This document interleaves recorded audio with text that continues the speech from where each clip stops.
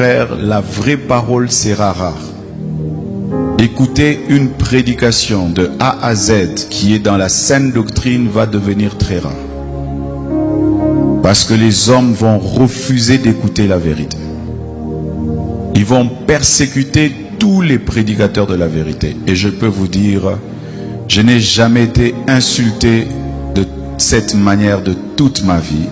Et toutes les insultes que j'ai, c'est parce que je dis seulement aux gens la vérité. Ils aiment quand tu leur parles du mariage. Ils aiment quand tu leur parles de bénédiction. Mais quand tu touches à ce qui est essentiel, qui doit les amener à la repentance, à revoir leur vie, les hommes de ce siècle ne veulent plus. Ils choisissent même les églises en fonction de cela. Je ne prie pas dans cette église-là, ce pasteur est dur. Je ne prie pas dans cette église-là, ce pasteur-là veut changer les gens.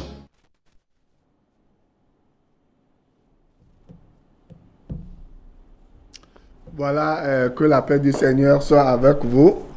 Je suis toujours très heureux lorsqu'il s'agit de venir à la télé et de partager la parole de Dieu avec vous. Nous allons prier. Seigneur, merci pour ta grâce, merci pour ton amour, merci pour ton pardon, merci pour tout ce que tu fais dans nos vies.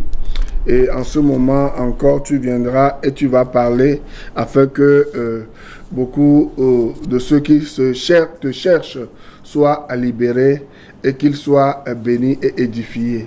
Et alors, viens bénir notre enseignement et fais du bien à tout un chacun. C'est au nom de Jésus-Christ que je viens de prier. Mibaba télévision Delta Santé, que la télé, le canal plus, canal 273 a dit. Et bah ouais, bien sûr, maounya sovanami, maounya ke unsen le si la te tronya bagbe, la te wonde nami, ne ma obenya toya, eyina, e wone ebe doken bwe, batro vana. Et nous sommes en train de parler de comment vous pouvez discerner les faux prophètes, et les indices que nous sommes en train de vous donner. Et j'espère que vous devez comprendre que l'homme ne vivra pas de pain seulement, mais l'homme vivra de toute parole qui sort de la bouche de l'Éternel. Parce que ce pourquoi vous luttez aujourd'hui, l'argent, la nourriture, le vêtement, le pain, toutes ces choses, n'oubliez pas qu'à un instant comme ça, Dieu va appeler votre esprit ou votre âme et vous allez quitter ce monde et vous allez abandonner tout cela. Mais la question que moi je vais vous poser, ou Dieu vous pose très souvent, qui est une rhétorique, est-ce que vous avez l'assurance de votre salut? Est-ce que vous avez l'assurance de votre salut? Et avant même d'entrer dans le vif du sujet ce soir, j'aimerais vous poser une question. Est-ce que vous savez que quelque chose se passe dans le monde? Est-ce que vous le savez? Et si vous le savez, est-ce que tout ce qui se passe dans le monde actuellement vous dit quelque chose? Ou vous êtes comme quelqu'un qui s'appelle Méléomé. Je suis parmi eux. Je suis dans la foule. Moi-même, je ne sais pas ce qui se passe. Si telle est votre situation, vous devez commencer par réfléchir. Parce que la Bible dit, lorsque ces situations vont commencer par arriver, relevez-vous parce que c'est comme la fin est proche. Lorsque nous parlons de la fin des temps, permettez que je vous dise que la prochaine venue de Jésus-Christ, ce ne sera pas la fin des temps. C'est ce que beaucoup de gens ne comprennent pas. Jésus-Christ viendra chercher ceux qui l'ont reçu comme leur Seigneur personnel, ceux sur qui il règne, ceux qui l'ont reçu comme leur Sauveur. Ma question pour vous, est-ce que vous avez déjà reçu Jésus-Christ comme votre Sauveur personnel? Parce que ce ne sera pas encore la fin du monde. Mais laissez-moi vous le dire. Dieu, par amour pour nous, la Bible dit, il a envoyé son Fils. Dans 1 Jean 4, 19, la Bible dit, lorsque nous étions encore des pécheurs, Christ est mort pour nous. Ouais, non? C'est lui qui nous a aimés le premier. Romains 5, verset 8. Et la Bible dit dans 1 Jean 4, 19 que lorsque nous... comment je vais vous le dire? C'est lui qui nous a aimés le premier. Il n'a pas attendu que nous soyons meilleurs d'abord. Et si vous lisez 1 Jean 4, 8 à 10, la Bible dit, Dieu est amour. Et c'est cet amour qui l'a motivé, c'est cet amour qui l'a poussé à envoyer son fils, qui est devenu une victime expiatoire pour nous, c'est-à-dire le sacrifice qui efface tous nos péchés. Jésus-Christ a versé son sang à la croix, sur la croix, une fois pour toutes. Et si tu crois en lui, tu as la vie éternelle. Mes amis, les temps que nous sommes en train de vivre maintenant dans le monde, ces temps sont graves. Vous comprenez? Et le Seigneur peut décider de précipiter sa venue. Mais beaucoup de gens ne savent pas. Tout ce que vous voulez aujourd'hui, c'est les faux miracles. Vous courez derrière les faux prophètes, les faux apôtres, les Simons, les magiciens. Les gens qui utilisent les livres de la magie pour vous arnaquer, pour vous avilir, pour vous rendre bête. Et vous ne savez pas qu'il y a un danger qui plane sur votre tête. Et vous ne savez pas qu'il y a quelque chose de dangereux qui est en train de venir. Et par amour, Dieu nous prévient. Dieu envoie des signes. Lisez avec moi Matthieu 24. Nous allons voir quelque chose. Matthieu 24, à partir du... on va voir, à partir du... je vais voir quel verset, à partir du verset 6. La Bible dit, suivez-moi bien. Il dit ici, il dit, même à partir du verset 4, il dit, Jésus leur répondit, prenez garde car personne ne vous séduise, car plusieurs viendront sous mon nom, disant, c'est moi qui suis le Christ. Et ils séduiront beaucoup de gens. Dans la vidéo que je vais vous faire sur tout à l'heure, à propos du faux prophète T.B. Joshua, il a dit que chaque 2000 ans, Dieu permet à un prophète de venir sur la terre. Et que c'est ce prophète qui remplace Jésus. Et que pour Jésus-Christ, son œuvre, l'affaire est classée. Et que c'est lui maintenant qui est le Christ que Dieu a certifié pour venir sauver l'humanité. Et que c'est lui qui va faire des miracles. Or, il s'est révélé selon les enquêtes que c'est un ouvrier du diable, c'est un suppôt du diable que le diable a utilisé pour envoyer beaucoup de personnes en enfer. On va le voir à la suite dans les vidéos. Et il y a beaucoup de ces faux prophètes qui se lèvent aujourd'hui, qui font de faux miracles. La Bible a dit dans Matthieu 7. Je vais le lire rapidement avant de revenir dans Matthieu 24. Dans Matthieu 7, suivez-moi. Vous savez, lorsque nous venons à la télé, là, surtout lorsque vous me voyez venir à la télé, sachez que je ne viens pas pour calomnier quelqu'un. Non, ça ne sert à rien. Mais la Bible nous demande de dénoncer les faux prophètes. La Bible nous demande de dénoncer les usurpateurs. La Bible nous demande de dénoncer les gens qui arnaquent, les gens qui manipulent, les gens qui sont ignorants, les gens qui ne connaissent pas le cœur de Dieu, la volonté de Dieu pour l'humanité. Les gens qui ne connaissent pas l'œuvre que Jésus-Christ est venu accomplir sur la croix. Jésus-Christ n'était pas un commerçant. Jésus-Christ ni aucun apôtre n'a fait du commerce avec leurs paroles. Mais qu'est-ce que nous voyons aujourd'hui? Nous voyons des gens qui se déguisent en anges de lumière. Oh, c'est des loups ravisseurs. Ils sont à l'affût. Et ils veulent attaquer les gens qui sont dans les ténèbres. Les gens qui utilisent la magie. Les gens qui utilisent la sorcellerie pour faire du mal au peuple de Dieu. Et vous voulez qu'on se taise? On ne va pas se taire. Parce que, imaginez combien de personnes sont ignorantes de la vérité biblique. Hein? Qui meurent comme ça. Hein? Parce qu'on ne leur a pas dit la vérité. Parce qu'on leur a présenté seulement le pain éphémère, l'argent éphémère, les biens matériels éphémères qu'ils peuvent abandonner du jour au lendemain. Parce que la mort existe. Ils ont oublié que leur âme a besoin d'un sauveur. On ne leur parle jamais de ce sauveur. On leur dit seulement, nous vous offrons à manger.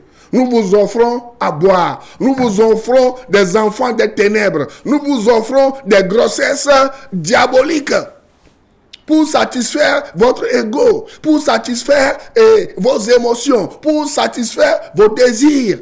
Mais ce que Dieu veut, le salut de l'âme, les gens passent à côté. On ne vous parle jamais de ça.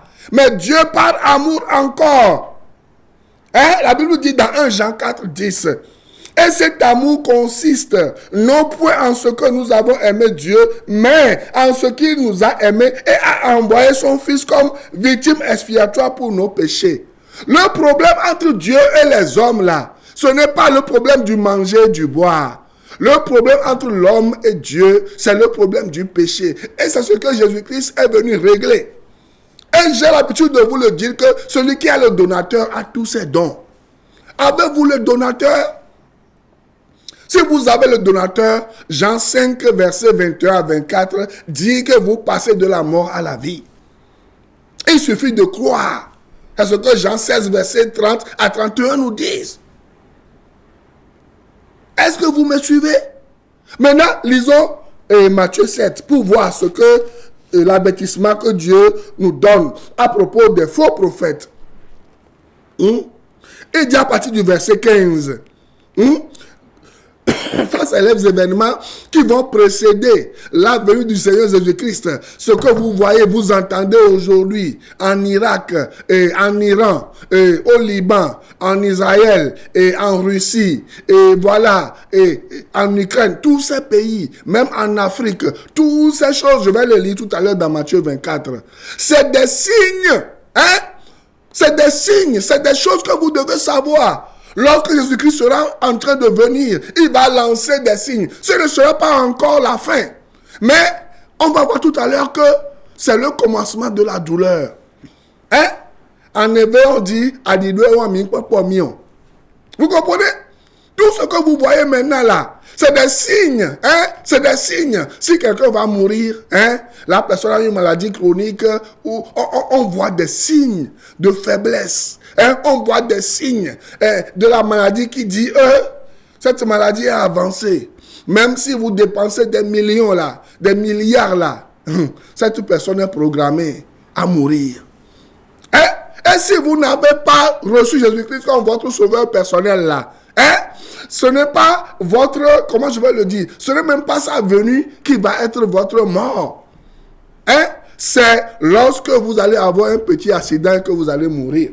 C'est lorsque vous allez attraper une petite maladie et voilà, les médecins n'ont plus rien fait pour vous et c'est fini.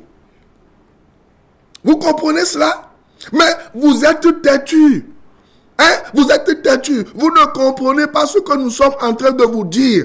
Vous vous attachez aux choses passagères alors que vous devez vous attacher aux choses éternelles. Jésus-Christ est venu donner la vie éternelle à quiconque croit en lui. Mais vous suivez bêtement les mortels qui ne vous montrent que les choses charnelles que vous n'avez même pas, que vous souffrez pour obtenir, alors que Jésus-Christ, lui là, il donne les choses gratuitement. Il ne vous réclame rien, seulement votre foi. De recevoir son amour, de croire qu'il vous pardonne, de croire qu'il est là pour vous donner ce dont vous avez besoin. Et que ce n'est pas un mortel, pas sa magie qui va vous rendre heureux. Mais vous refusez.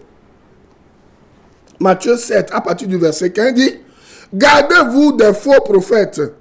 Ils viennent à vous en vêtements de brebis, mais au-dedans, ce sont des loups ravisseurs. Vous allez les voir, ils viennent à la télé, ils sont sur TikTok, un peu partout, sur Facebook, avec leur costard.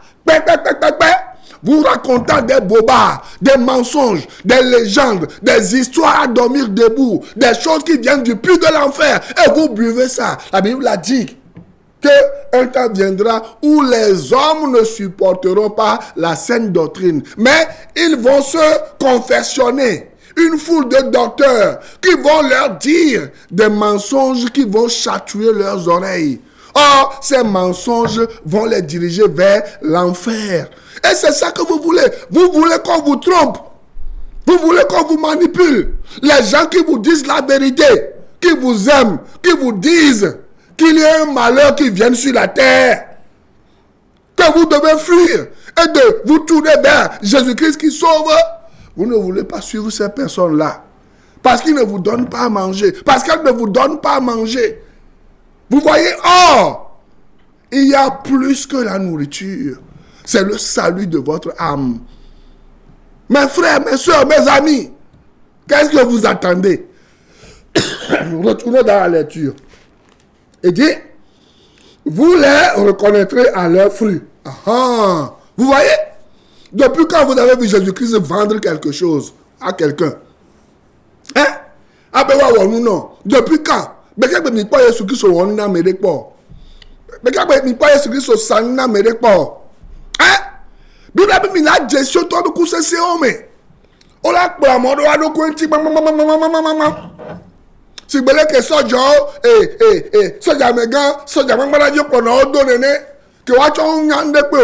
o so azeso le o furukun mena o le kplo sigbe e honvi bebe nene e la be om jesi nya tepe o bo mi la be na de mi la do jesi o to abe ku session me e la be Kristo baba e gogo ye Kristo le de e do ko fiamo to jesi o me pata awa ko le jo e ri ko le jo le duo me a do wa me ko to e nu ko le jo pata.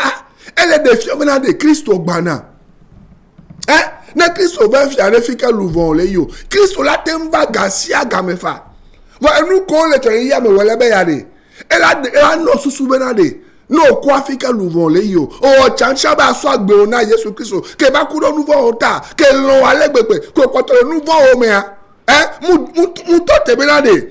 Ajra do ko do anyu ke ngboye yade o. E ba so de ko savo do tana o. Ce qui comme Naomi, ben non, on dit c'est quoi? On l'a pas bien avant. Vois, à Kanga on va, Bevou on va, on va les loups ravisseurs, on va les dadjenon. Ben yo ni Christ toi, te ben yo choix les globales et pe pata maudona et nyagolera riame.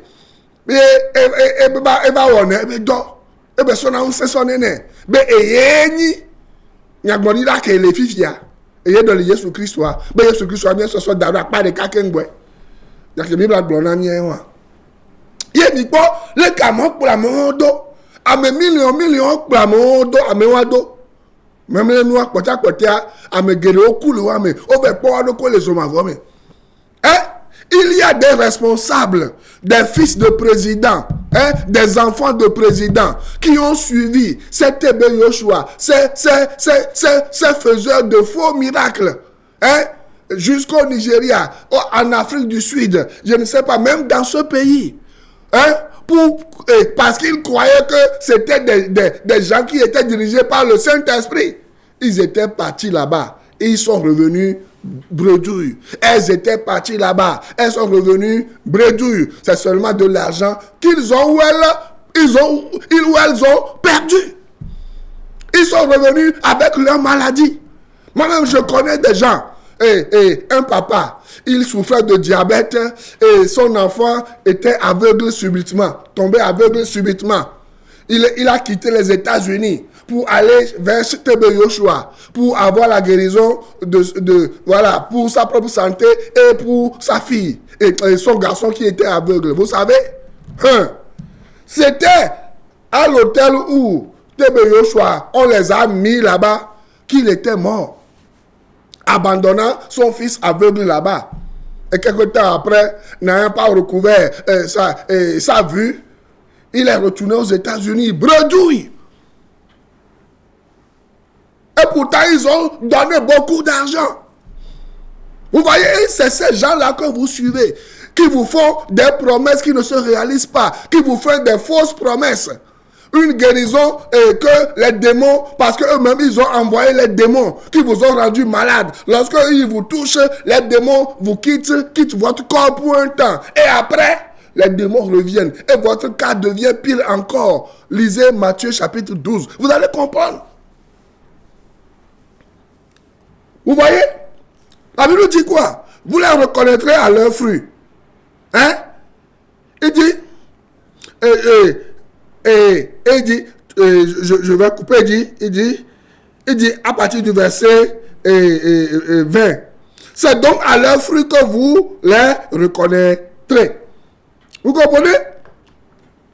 Et la Bible dit, technicien, je vais continuer la semaine prochaine, mais balancez-moi l'élément et on va voir.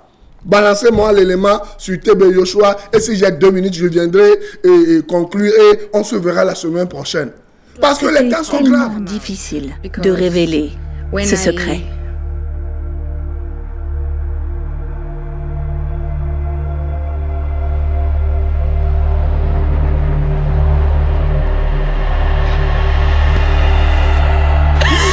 Jésus, viens m'aider, je n'en peux plus. Vous vous retrouvez à faire de la prostitution, vous vous retrouvez à forniquer, vous vous retrouvez à faire toutes les mauvaises choses.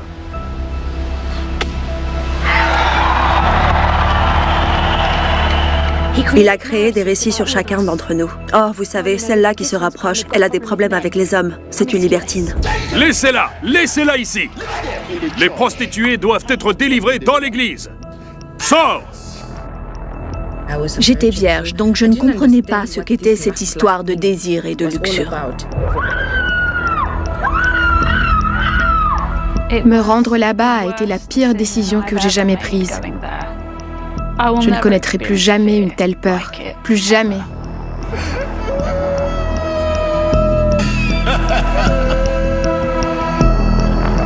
Tout le monde voulait savoir comment il avait obtenu son pouvoir, mais l'histoire n'était que du vent.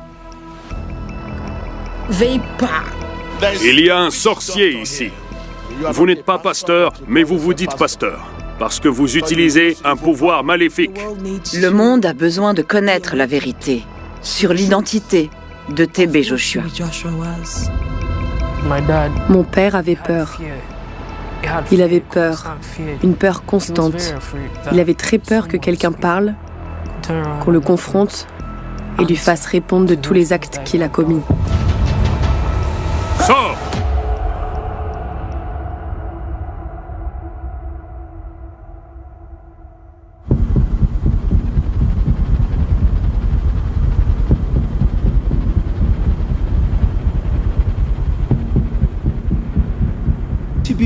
TB Joshua m'a dit personnellement que tous les 2000 ans, Dieu envoie un sauveur. Le mandat du Christ est terminé et qu'il est maintenant le prochain. Cette chose a été condamnée par Dieu Tout-Puissant. Il avait l'habitude de regarder une très grande chaîne de télévision évangélique américaine. Il riait et il les critiquait. Mais en fait, il voulait vraiment la même chose. Il a compris que le téléévangélisme était le moyen d'atteindre le monde. N'est-ce pas incroyable? Regardez-moi ça. Notre immense bureau. Toute grande entreprise est petite au début. Les disciples ont dû aider à mettre en place cette chose appelée Emmanuel TV. Cette chaîne télé diffusée 24 heures sur 24 est consacrée à TB Joshua, qui ne ressemble à aucun autre pasteur dans le monde. Debout! Debout! Venez ici! Venez ici! Où allez-vous? Où allez-vous? Il suffisait qu'il entre dans un bâtiment pour que ces mauvais esprits se mettent à trembler.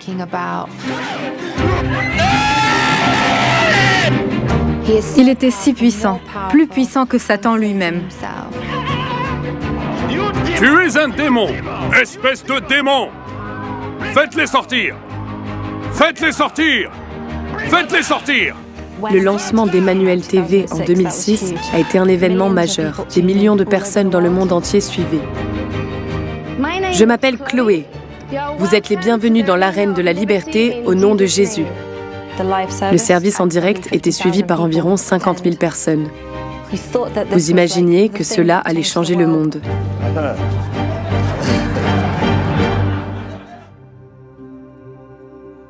Certaines personnes avaient cessé d'aller dans leur propre église. Elles restaient chez elles et regardaient Emmanuel TV. Tout le monde voulait avoir le privilège d'accompagner, de rencontrer ce grand géant appelé TB Joshua. J'avais 17 ans lorsque j'ai rejoint la synagogue Église de toutes les nations. C'est Emmanuel TV qui m'a attirée.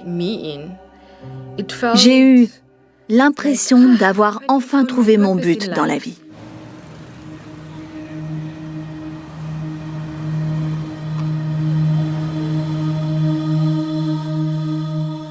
Tout était centré sur TB Joshua au sein de la communauté. Il est le second de Dieu. Nous vivions dans ce genre d'environnement où tout le monde essayait de se surpasser pour le rendre heureux.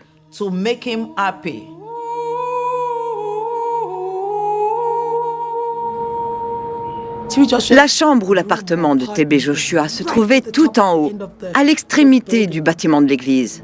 Il n'a pas de maison propre où il loge avec sa famille. Non. Sa femme se trouvait à un tout autre étage. Il habitait tout seul.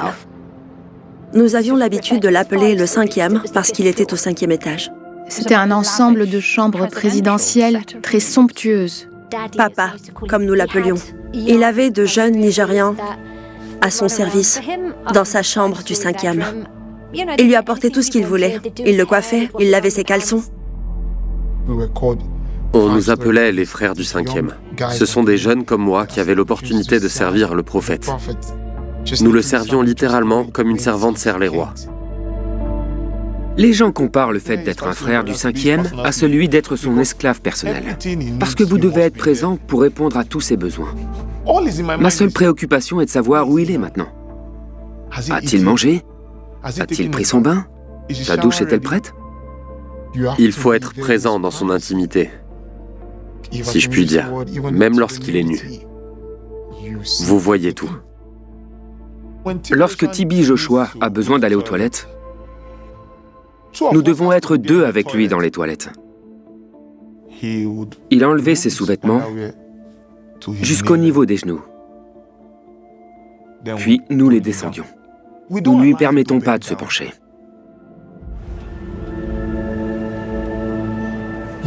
Il s'est passé beaucoup de choses étranges à huis clos. Ses sous-vêtements. Ses sous-vêtements. Vous savez qu'il porte du blanc. La plupart du temps, il verse ce miel. Il le verse dans ses caleçons. Il verse du miel dans ses sous-vêtements. Il porte le sous-vêtement après y avoir versé le miel. Je me suis demandé ce que cela signifiait. Pourquoi fait-il cela? Il y a un sorcier ici. Je suis un sorcier occulte de naissance. Herboriste. Je suis l'ultime. Les gens venaient constamment chercher la délivrance pour cause de sorcellerie. Que demanderez-vous à l'herboriste de faire pour vous?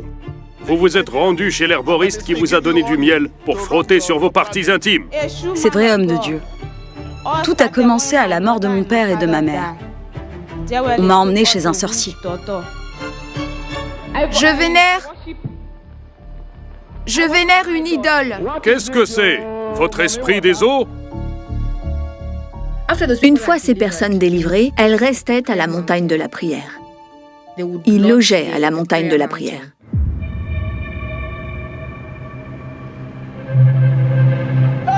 Alléluia!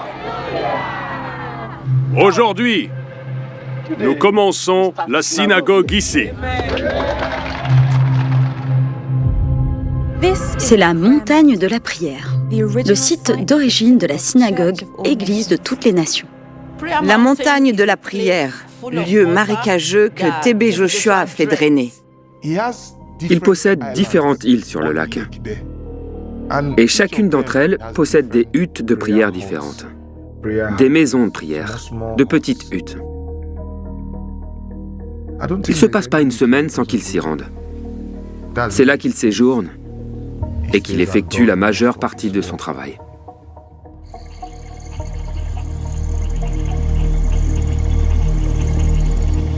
Les gens s'imaginent que la montagne de la prière est un lieu de prière.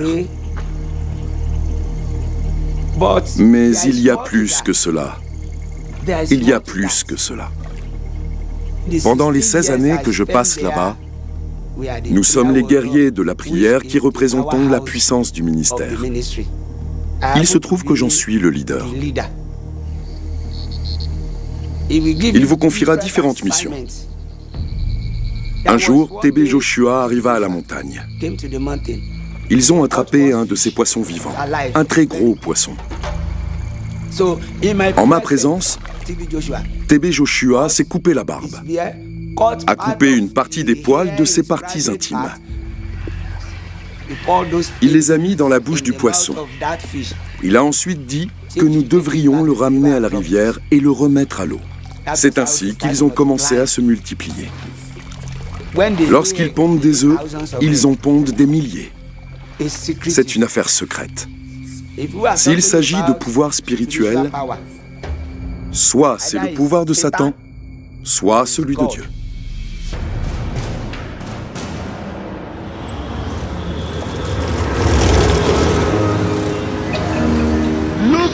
Détachez-moi, Seigneur, de toutes les relations charnelles. L'immoralité sexuelle était un sujet courant dont il parlait toujours. Vous avez un esprit d'aguicheur. Oui, homme de Dieu. Cet esprit est comme un chien. C'est vous qui cherchez des hommes pour le sexe. C'est vrai, homme de Dieu. Nous étions tous censés être célibataires. On nous a appris que tout ce qui est sexuel est mauvais. C'était un péché, c'était mal.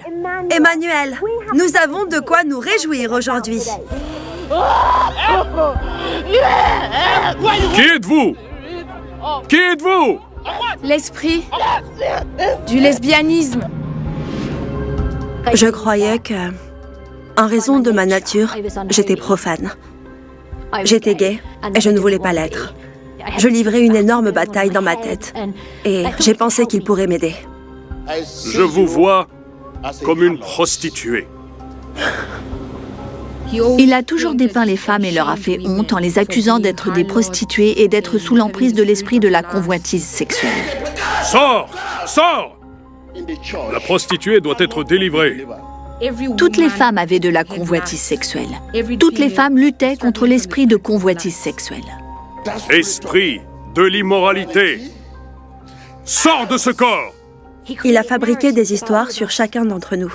Oh, vous savez, celle-là qui se rapproche, elle a des problèmes avec les hommes. C'est une libertine. Il vous dira, voyez la façon dont vous regardez. Vous ne vous concentrez même pas. Vous ne ferez pas ça. C'est l'esprit de la convoitise sexuelle. Vous voulez vous masturber chaque fois que vous êtes seul et je veux vous aider. Je peux vous aider. Il y a une dame là-bas. Vous êtes une prostituée. C'est devenu un travail professionnel pour vous. La prostituée. Il m'a fait écrire 400 fois que j'étais une prostituée namibienne. Puis j'ai signé devant la caméra que c'était moi, Jessica, qui signait. Je suis une prostituée de Namibie 400 fois. Ce désir ardent, ce désir. Oui. Aucun homme ne peut vous satisfaire. C'est vrai, homme de Dieu. La répétition, la convoitise sexuelle, le matin, l'après-midi, le soir. Vous dormez à cause de la convoitise sexuelle. Tout ce que vous faites, c'est de la luxure. J'ai commencé à croire que peut-être je l'ai en moi.